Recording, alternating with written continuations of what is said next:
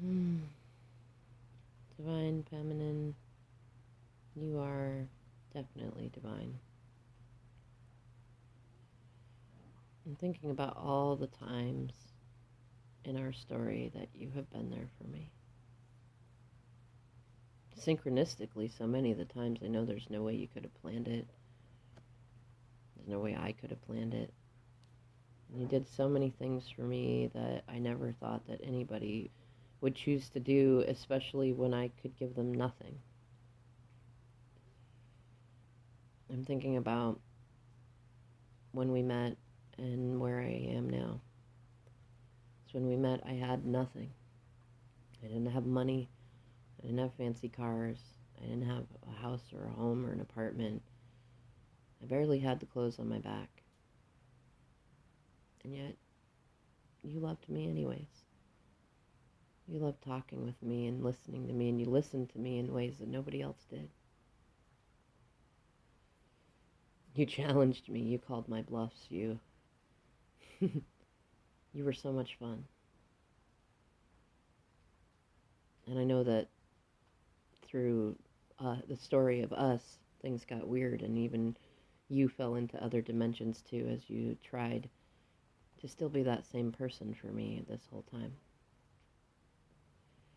And now, as I see you glowing up, I can see you again being the person that I met, but better, more secure, more sure, more adorable.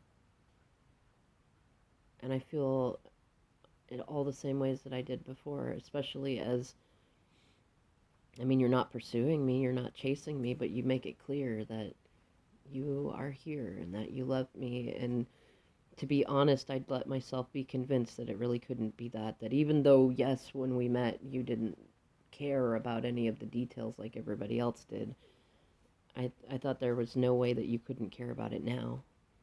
That maybe we were just so young that you didn't know better at the time, but you should know better now.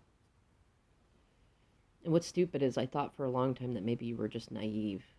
Maybe you just didn't know how things worked, though you've proven to me and many others that you clearly do understand how it works.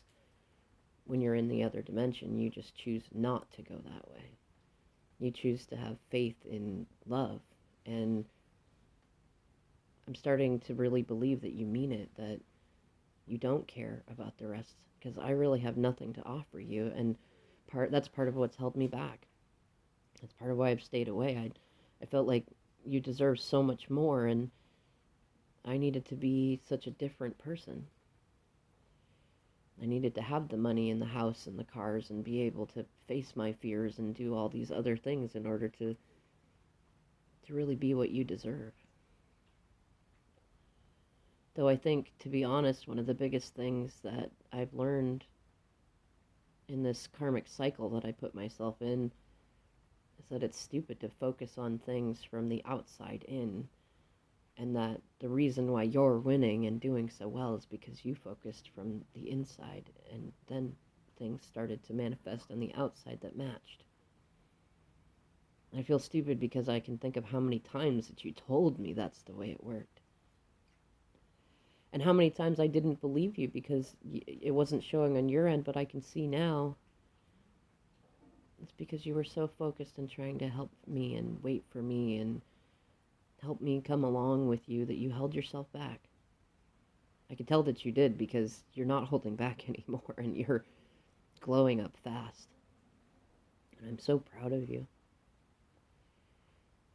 and so not proud of myself.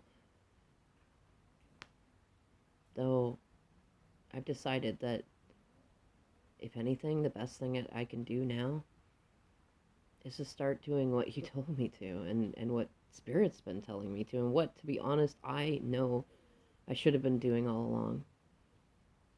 Facing myself, facing my fears, working from the inside out. So that's what I'm doing. I'm kind of in hermit mode right now. Though I'm having faith that you somehow sense that, and that you're not mad at me or going to leave me like I used to fear before. and I'm working on getting out of the karmic enmeshments that I've been in, not just physically in the situationship, but in my head. All the ones I've held on to, facing why I've been choosing pain over love all these years.